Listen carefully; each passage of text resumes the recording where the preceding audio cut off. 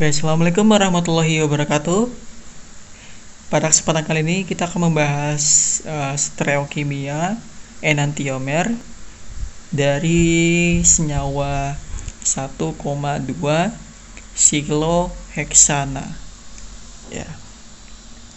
Jadi kalau misalkan kita bentuk gambarnya kan pasti kalian gambarnya gini kalau sikloheksana. 1,2 sikloheksana. Nah, pasti kalian gambarnya kayak seperti ini. Ya. Kayak garis-garis doang. Nah, tapi pada stereokimia itu ada namanya itu adalah bagian depan dan juga bagian belakang.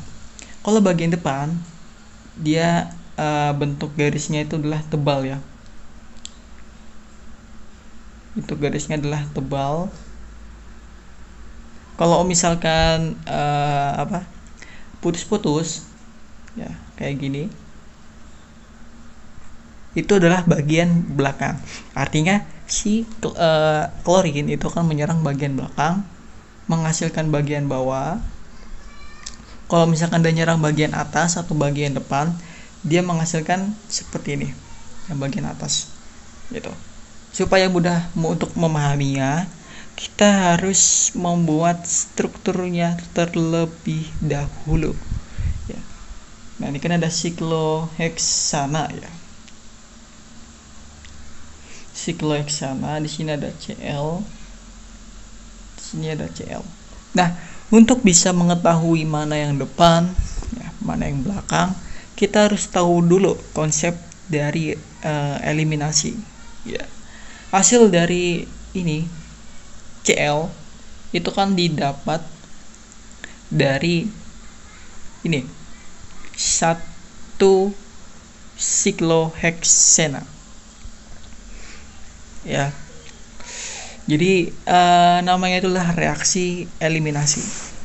Nah, dari sini yang saya warna merahin,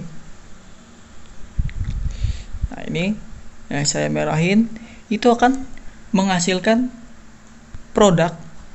Kalau misalkan kita tambahkan dengan gas klorida, dia akan menghasilkan senyawa yang ini, yang awal, yaitu 1,2 sikloheksana gitu. Nah, untuk bisa mengetahui mana bagian depan, mana bagian belakang, ya kita harus mengerjakan terlebih dahulu ya reaksi yang terjadi. Nah, pada tahap pertama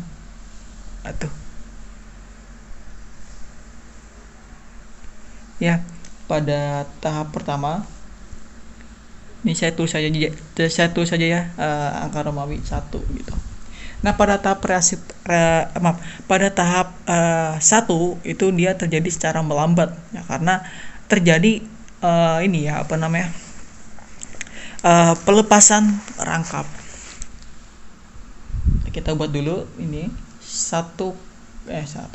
sikloheksana, kita tambahkan dengan HCl ya. Bukan HCl tapi gas klorin ya, Cl2, sehingga menghasilkan karbokation pada sebelah atas ya. Bebas mau sebelah atas atau bawah, kalian nyerangnya juga nggak apa-apa. Yang saya maksud yang ini ya. Kalian bebas mau nyerangnya dulu yang ini, bagian bawah atau bagian atas. Cl2 kan kalau misalkan kita buat strukturnya, itu kan seperti ini ya. Nah, seperti ini. Cl, kemudian ada PEB-nya ada 6. Nah, nanti satu klorin atau Cl itu akan menyerang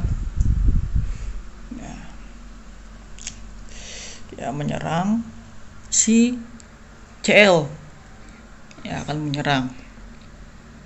Kemudian elektron yang digunakan untuk berikatan dengan Cl itu akan dikembalikan, akan dikembalikan. Nah, sehingga hasilnya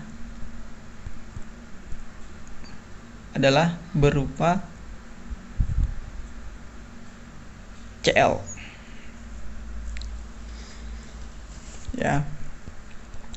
Kemudian di sini ada positif. Betul. Nah, di sini ada positif ya.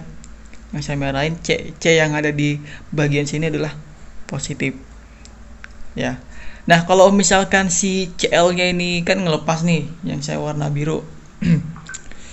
Melepas 1 ya. Nih Cl ini melepas. Berarti kan total elektron pada si klorin itu ada 8 ya. Yang semulanya ada 6 menjadi ada 8. Ya. Berarti kita tulis lagi, ini ada Cl. Berarti ada 8. Muatannya adalah negatif ya. Karena dia kelebihan elektron. Kalau kelebihan negatif. Dari mana nilai negatif? Dari muatan formalnya. Ya. Dari muatan formal. Masih ingat muatan formal? Itu adalah setengah. Muatan formal adalah bukan setengah ya, tapi elektron valensi dikurangi Pb dikurangi setengah dikali total ikatan. Nah, elektron dari Cl kan berapa? 7 ya. 7 dikurangin 8 ya, sama dengan negatif ya. Berarti muatan formal dari si Cl adalah negatif.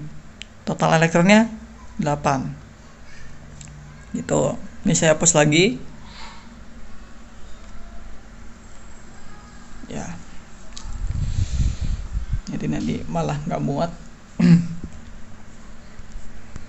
Nah, setelah itu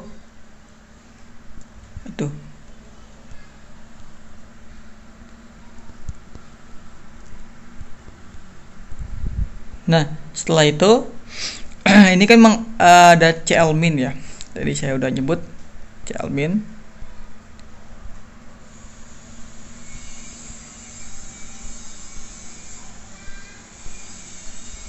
Cl min. Dan nantinya karena di sini adalah positif. Kalau positif itu adalah karbokation ya, karena di sini ada C karbokation. Muatan parsialnya juga positif. Sedangkan untuk klorin itu adalah muatannya adalah negatif. Gitu. Saya lupa untuk bilang tadi.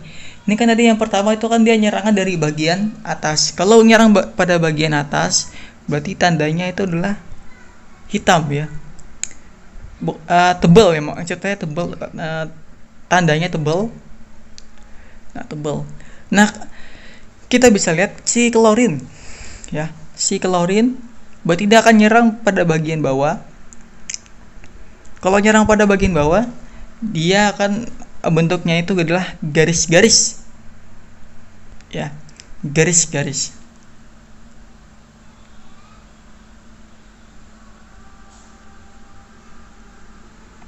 Nah, gini. Ini ada Cl. Kemudian ini ada Cl juga. Nah, sehingga terbentuk hasil dari stereokimia dari sikloheksana ditambahkan dengan gas klorida akan menghasilkan 1,2 sikloheksana. Nah, untuk membuat enantiomer kita harus melakukan pencerminan. Jadi ini ya, saling tukar menukar kalau misalkan enantiomer. Nah, karena di sini udah tebal garisnya, berarti yang atas akan menjadi garis putus-putus, sedangkan yang di bawah akan menjadi garis tebal. Ini akan putus-putus ya. Ini ada Cl, kemudian ini ada Cl juga.